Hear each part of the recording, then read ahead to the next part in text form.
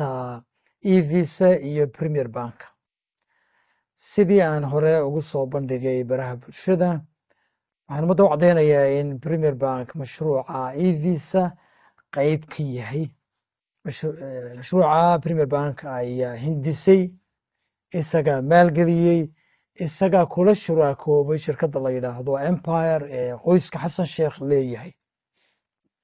Marka horta dadku ha ogaadaan in Premier Bank adeeg caadiya aanu bixinayn, inaanay ahayn lacag u soo ururinayo keliya, ee inay tahay hindise iyo qorshe isagu muddo ka soo shaqaynayey, maalgashaday, imikana ku dhegan yahay.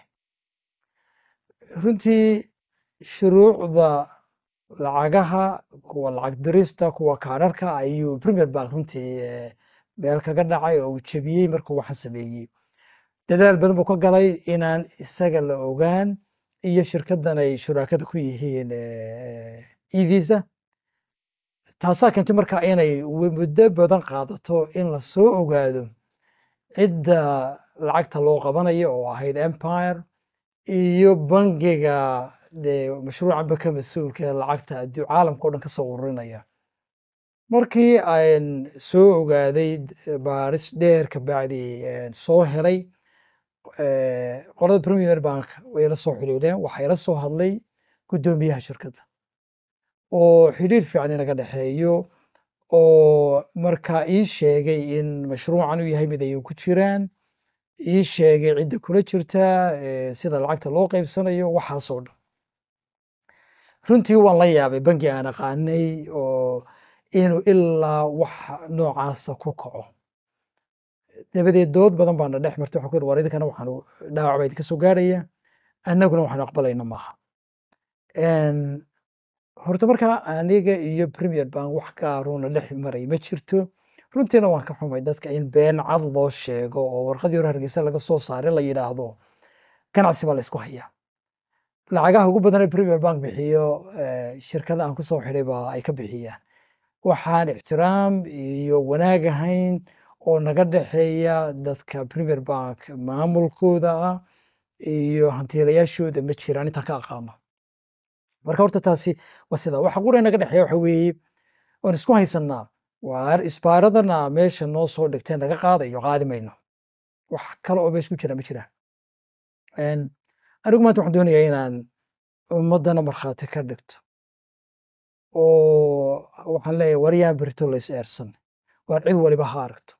Bangigaasi Premier Bank wuxuu ku jiraa arrin cawaaqib xumo ku dhammaan doonta oo iyaga dhibaata uga iman doonta hadday ku sii socdaan.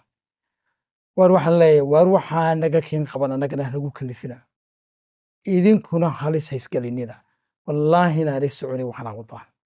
Weli kuma degdegayno inaan wixii tallaabadii aan idhi waan qaadayaa oo ahayd in maanta warbaahinta dibadda aan la hadlo oo Kenya ka bilaabo, oo Maraykanka dacwadda ka oogo, oo Ingiriiska iyo Yurubba aan ka oogo. Dib baan u dhigtay. Waxaan ugu dhigtay in markhaatiyada in dadku inoo garqaado. Waar waxa la isku hayaa waa arrintaas oo qura.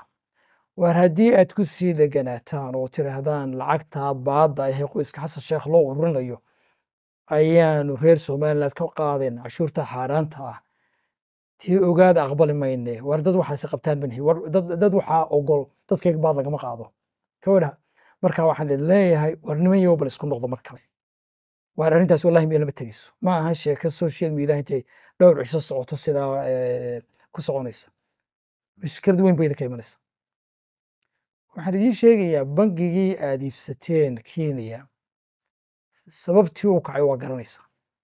Waa dad tiro kooban oo social media in lacagteedii baanu ka qaadanaynaa oo branchkoodii kii loo galay. Hadda bangigu lacagtii way hayeen ummadda laakiinse markaasi account kuma jirin. Sumcadda ka dhimatay dartood baa keentay in bangigaas kaco idinku ay iibsataan. Waar bangi ummadda ka hor yimaada oo dadkiisa waxaasoo kale kula kaca oo badbaadaa ma jiro. Anaa ugu horeeyo odhan doono dadka cashuurta lacagtiina ka qaata haddii dagaalka aan wadaan aad joojin weydaan. Laakiinse ma doonayno kuna degdegi mayno taasi. Mar kale isku noqdo arrintanu meel ma tegayso. Mashruucan idinkaa wata, idinka qoyska Xasan Sheekh kula soo heshiiyey, lacag dowladeed maaha waynu ognahay taa lacagtaa ka qaadataan ma aha tii banki qaadan lahaa waa maalgashigii aa geliseen khatarta aa qaadanaysaan ayaa lacagtaa badan ee 10 laab ka badan wixii aa qaadan lahayd in laydin siiyey war waxba laysu qarin maayo war waxaasoo dhan oo caddaynaa la hayaa waarnimayo bal isku noqdo mar kale oo war ka duwan wixii hargeysa ka soo saarteen la kaalaya ogowna anigu bangiga la hadlaya ma aha laanta hargeysa ma aha xarunta bangiga ee muqdisho oo qura waxaan la hadlayaa premier bank groupkao dhan baan la hadlaya oo ku jirto qaybta kenya dacwaddu kenya ka bilaabmi doonta soo maaragta marka